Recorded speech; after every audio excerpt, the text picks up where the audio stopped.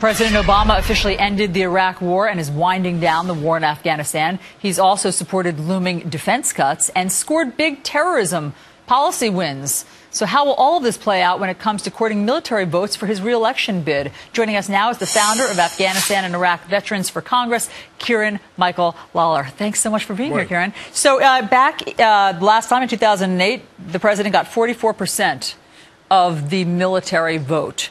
Now that he's scored these big terrorism victories, yet also just announced these budget cuts for the military, how do you think it will play out this time? Yeah, I think he's going to do worse with veterans and military folk this time around. A couple of reasons. You know, you look at the policy. The Pentagon is looking to downgrade military pensions to 401ks. That doesn't sit well. You look at the Fort Hood shooting. You know, 13 American soldiers were massacred, and the administration whitewashed that as some kind of workplace shooting. And so I think he's bad on the policy. But even if you look at the politics, in all the battleground states, in Ohio, in North Carolina, in Virginia, you have an Iraq veteran or an Afghanistan veteran running for Congress. In the case of Ohio, you have Josh Mandel running for the U.S. Senate.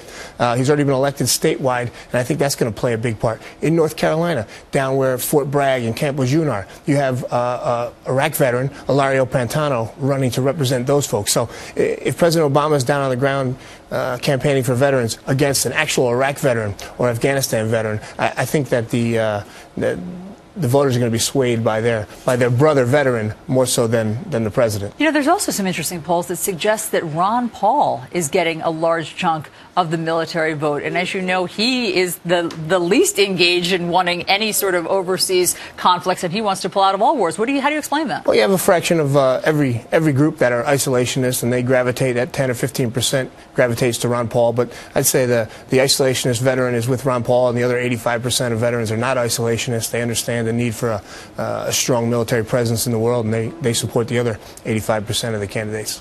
Well, Kieran Michael Lalor, you're the founder of Afghanistan and Iraq Veterans for Congress. Thanks so much for coming in. My pleasure. Perspective. We appreciate it. Thanks.